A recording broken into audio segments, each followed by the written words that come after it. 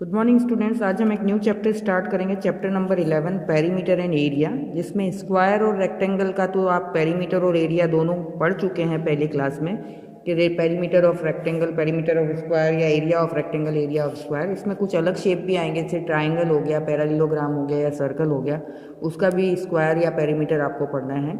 जिसके लिए मैंने आपको कुछ फॉर्मूला दिए थे। ये पूरे लेसन से रिलेटेड फॉर्मूला मैंने आपको भेजा था जो आपको नोटबुक में लिखना था। Perimeter of rectangle 2 into L plus B, perimeter area of rectangle L into B, perimeter of square 4 into side, area of square side into side.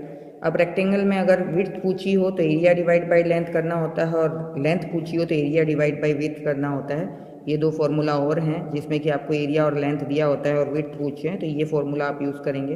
Next, area of triangle half into base into height होता है, और area of parallelogram base into height होता है। तो अगर area of triangle में base into height की जगह एरिया ऑफ पैरेललोग्राम दिया है तो आप directly half into area of parallelogram से भी एरिया ऑफ ट्राइंगल निकाल सकते हैं, क्योंकि बेस इंटू हाइट जो होता है वो एरिया ऑफ पैरेललोग्राम आता है। तो आपको डिपेंड करता है, क्वेश्चन में अगर बेस और हाइट दिया है तो आप ये फॉर्मूला लगाएंगे बेस इंटू हाइट वाला, और अगर बेस और हाइट ना देके एरिया ऑफ पैरेललोग्राम दिया है तो half into area of parallelogram करेंगे तो एरिया ऑफ ट्राइंगल आ जाएगा। तो ये आपको फॉर्मूले सारे लिखने थे नोटबुक में। नेक्स्ट, पेरीमीटर यानी सर्कमफ्रेंस ऑफ सर्कल पाई, जब डायामीटर दिया हो तो पाई डी, और अगर रेडियस दिया हो तो 2 पाई आर होता है, जहाँ पे डी डायामीटर है और आर रेडियस है। और area of circle pi R square होता है, पाई की वैल्यू 22/7 या 3.14 होती है। क्वेश्चन में अगर दी हो 3.14 तो आपको ये यूज़ करना है, नहीं तो 22/7, और आर रेडियस है। और कुछ कन्वर्जन के लिए अगर 1 मीटर स्क्वायर को सेंटीमीटर स्क्वायर में कन्वर्ट करना है तो 10,000 होता है, क्योंकि 1 मीटर में 100 सेंटीमीटर होते हैं, तो 1 मीटर स्क्वायर में 100 इंटू 100 10,000 सेंटीमीटर स्क्वायर होगा। और 1 सेंटीमीटर स्क्वायर में 100 मिलीमीटर स्क्वायर होते हैं, और 1 हेक्टेयर में अगर किसी चीज़ को हेक्टेयर में कन्वर्ट करना है तो वो 10,000 मीटर स्क्वायर होता है। तो ये कुछ 3 कन्वर्जन यूनिट्स आपको याद रखनी है। पेरीमीटर जो होता है वो distance around the close figure है। पेरीमीटर का होता है सारी चारों तरफ की बाउंड्री का प्लस जो भी शेप दिया है उसकी बाउंड्रीज को ऐड कर तो वो पेरीमीटर होता है। और एरिया जो होता है वो अंदर का पार्ट होता है। Area is the part of plane occupied by close figure, यानी पेरीमीटर अगर कोई फिगर है ऐसा क्लोज फिगर तो ये बाहर का जो होगा वो पेरीमीटर होगा, लेकिन जो अंदर का पार्ट होगा ये वाला पार्ट एरिया होगा, ये एरिया होगा। ये अंदर का पार्ट जो होगा वो क्या होगा, एरिया, और बाहर का जो होगा वो पेरीमीटर है। जैसे ये x है, ये y है, z है, ये p है, तो x plus y plus z plus p करेंगे तो वो पेरीमीटर बताएगा। तो जब भी आपको पेरीमीटर पूछे तो आपको बाउंड्री का जो भी साइड दिया हुआ है उसको प्लस करना है। एरिया में अंदर वाला पार्ट आता है। तो ये आपको मैंने पूरा लिखने के लिए दिया था कल, क्योंकि आपको नोटबुक में लिखना था। अब एक्सरसाइज 11.1, एक्सरसाइज 11.1 के पहले आपकी बुक में कुछ एग्जाम्पल्स दिए हैं, वो एक बार समझ लीजिए कि a door frame of dimension 3 into 2 metre is fixed in the wall of the dimension 10 into 10 metre, यानी कोई दीवार है उसकी जो लेंथ और ब्रेथ दी है 10 मीटर दी है, उसमें एक डोर फ्रेम लगाई हुई है जो कि 3 इंटू 2 मीटर की है।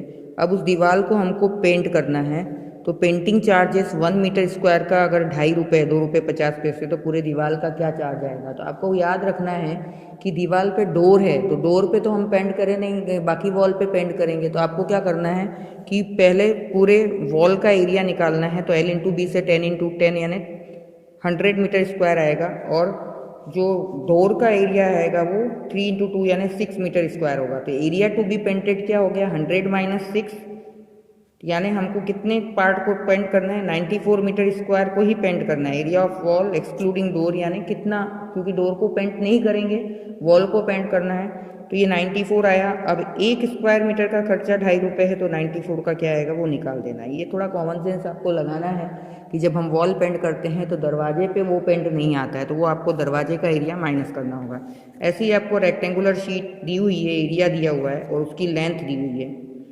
Sheet, length of the sheet is this the है, तो उसकी विड्थ निकालनी है, यानी मैंने आपको फॉर्मूला बताया था, एरिया डिवाइड बाय लेंथ कर दीजिए, और फिर उसका पेरीमीटर भी निकालना है। तो पहले तो ये विड्थ आएगी एरिया डिवाइड बाय लेंथ करके 20 सेंटीमीटर। अब लेंथ और ब्रेथ दोनों मिल गई तो एरिया आप पेरीमीटर निकाल सकते हैं 2 इंटू एल प्लस बी करके, तो वो पेरीमीटर निकल जाएगा।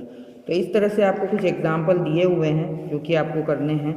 जैसे ये हाउस है, उसके 3 साइड है, 3 साइड पे फेंसिंग करनी है, यानी बॉर्डर पे ही फेंसिंग होती है। तो ये कितने पार्ट पे फेंसिंग हो रही है, इन तीनों को प्लस करेंगे तो उसका फेंसिंग का पता चल जाएगा 44 मीटर, और 150 रुपये पर मीटर है, तो ये 44 का क्या होगा वो आप मल्टीप्लाई करके निकाल सकते हैं। फेंसिंग जब भी आए तो वो पेरीमीटर से रिलेटेड होता है। ऐसी ही वायर है जिसको कि पहले स्क्वायर शेप का था, 10 सेंटीमीटर उसकी साइड थी, अब उसको रेक्टेंगल बना दिया गया है, उसकी लेंथ 12 सेंटीमीटर है। तो ब्रेथ निकालनी है, तो पहले तो जो पेरीमीटर 10 मीटर सेंटीमीटर की उसकी एक साइड है, तो लेंथ ऑफ वायर क्या हो जाएगी 4 इंटू साइड, तो 40 सेंटीमीटर हो जाएगी। अब ये जो 40 सेंटीमीटर है वही पेरीमीटर ऑफ स्क्वायर और पेरीमीटर ऑफ रेक्टेंगल सेम होगा, क्योंकि वायर तो वही है, खाली उसका शेप बदला है।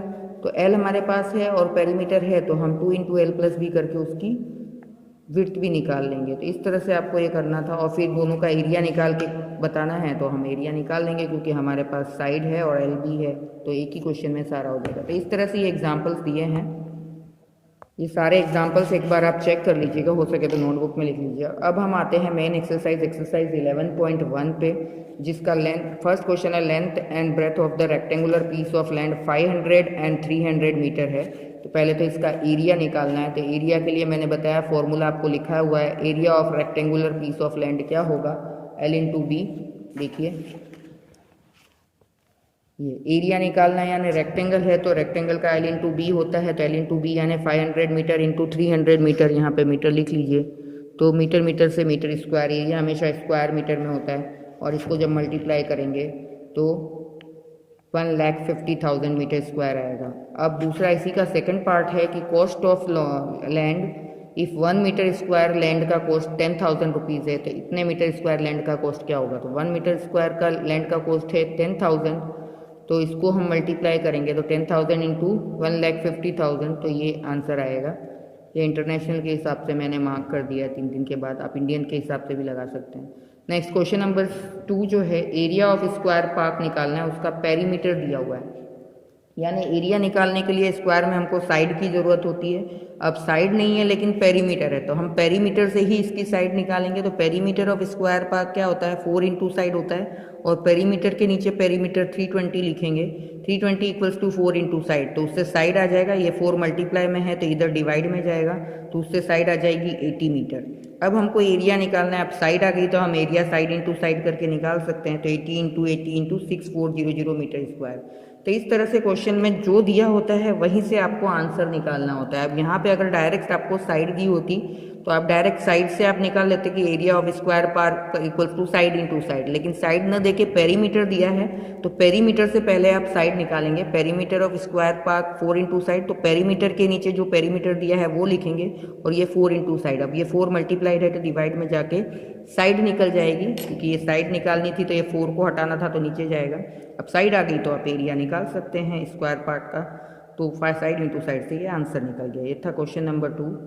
Number 3, find the breadth of a rectangular plot of land, its area दिया है और लेंथ दी है। तो ऑल्सो फाइंड द पेरीमीटर। तो आपको पता है कि एरिया दिया है और लेंथ दी है, ब्रेथ निकालनी, तो उसका फॉर्मूला होता है एरिया डिवाइड बाय लेंथ। तो उससे आपका जो लेंथ बी जो आएगा वो 20 मीटर आएगा। अब बी आपके पास है, एल आपको दिया है, तो उससे पेरीमीटर आप निकाल सकते हैं 2 इंटू एल प्लस बी करके। तो 2 इंटू 22 प्लस 20 यानी 2 इंटू 42, तो 84 मीटर आएगा। ये सिंपल सा क्वेश्चन था। ये फॉर्मूला मैंने आपको लिखवाया है, बुक में बताया है अभी कि आप लिख लेना। बी निकालने के लिए एरिया डिवाइड बाय एल, और एल निकालने के लिए एरिया डिवाइड बाय बी, तो उससे ये आ जाएगा। अब ये आ गया तो पेरीमीटर आसानी से निकल जाएगा फॉर्मूला लगा के। Next question number 4, perimeter of a rectangular sheet दिया हुआ है, पेरीमीटर 100 सेंटीमीटर और एल दिया हुआ है, तो बी निकालना है और इसका एरिया निकालना है। सेम चीज़, पेरीमीटर दिया है ये, तो हम पेरीमीटर का ही फॉर्मूला लगाएंगे और वैल्यू पुट करेंगे। तो perimeter of rectangular sheet 2 into L plus B होता है। पेरीमीटर के नीचे 100, 2 इंटू एल हमारे पास है 35, तो बी नहीं है तो बी को ऐसे कैसा रख लेंगे। अब ये 2 इस पूरे के साथ मल्टीप्लाई में था तो वो डिवीज़न में चला जाएगा, तो कटिंग करने पे 50 इक्वल्स टू 35 प्लस बी आएगा। तो बी क्या होगा, ये 35 प्लस में है तो उधर जाके माइनस हो जाएगा, तो 50 माइनस 35 यानी बी 15 सेंटीमीटर आएगा। अब एल और बी है हमारे पास, तो हम एरिया एक रेक्टेंगुलर शीट का निकाल सकते हैं। एल इंटू बी करके 35 सेंटीमीटर एल था और 15 सेंटीमीटर बी, ये दोनों को मल्टीप्लाई करेंगे तो 525 सेंटीमीटर स्क्वायर आएगा। तो इस तरह से बहुत ही ईजी है ये, आपको मतलब जो दिया है उसी से आपको बाकी की वैल्यू फाइंड करनी है और फिर एरिया या पेरीमीटर जो भी पूछा हो एंड में निकाल देना है। अब यहाँ पे आपके पास लेंथ और पेरीमीटर था तो पेरीमीटर वाला फॉर्मूला लगा के ब्रेथ निकालेंगे, और यहाँ पे आपके पास एरिया और लेंथ था तो एरिया बाई लेंथ करके आप बी निकालेंगे, और फिर पेरीमीटर पूछा है तो पेरीमीटर निकाल देंगे। यहाँ पे एल और बी आ गया तो एरिया पूछा था तो एरिया निकाल देंगे। तो उसी फॉर्मूले को घुमा फिरा के आपको आंसर निकालने हैं। Next question number 5, the area of square park is the same as the area of rectangular park, यानी जो भी एरिया स्क्वायर पार्क का है वही रेक्टेंगुलर पार्क का है। If the side of the square park दी हुई है आपको 60 metre and the length of the rectangular park दिया हुआ है, तो आपको रेक्टेंगुलर पार्क की ब्रेथ बतानी है। मतलब इसमें रिलेशन निकालना है आपको। सबसे पहले तो स्क्वायर की साइड दी हुई है तो एक ही साइड की ज़रूरत होती है, तो उससे हम स्क्वायर पार्क का एरिया निकालेंगे साइड इंटू साइड करके, तो 3600 स्क्वायर मीटर आएगा। अब क्वेश्चन में दिया हुआ है कि जो स्क्वायर पार्क का एरिया है वही रेक्टेंगुलर पार्क का एरिया है, तो यानी रेक्टेंगुलर पार्क का एरिया भी क्या हो जाएगा, यही सेम 3600 मीटर स्क्वायर। और रेक्टेंगुलर पार्क की लेंथ हमको 90 मीटर दी है, तो ब्रेथ निकालने के लिए एरिया डिवाइड बाय लेंथ करेंगे। तो जब हम एरिया डिवाइड बाय लेंथ करेंगे तो 3600 अपन 90 से ये 40 मीटर आ जाएगा, यानी ब्रेथ ऑफ रेक्टेंगुलर पार्क जो होगी वो 40 मीटर होगी। यानी स्क्वायर को यूज़ करते हुए हमको रेक्टेंगल की बी निकालनी थी, ब्रेथ निकालनी थी। तो एरिया दोनों का सेम था तो स्क्वायर का एरिया निकाल के इसको इक्वलाइज कर लेंगे, और एरिया आ गया और लेंथ है तो हमारा बी भी निकल जाएगा। तो इस तरह से आपको रिलेशन लगा के ये एरिया निकालना था। तो इस तरह से क्वेश्चन नंबर 5 तक आप कंप्लीट कीजिए और एग्जाम्पल्स देखिए और सारे फॉर्मूले लिखिए, फिर हम आगे करेंगे।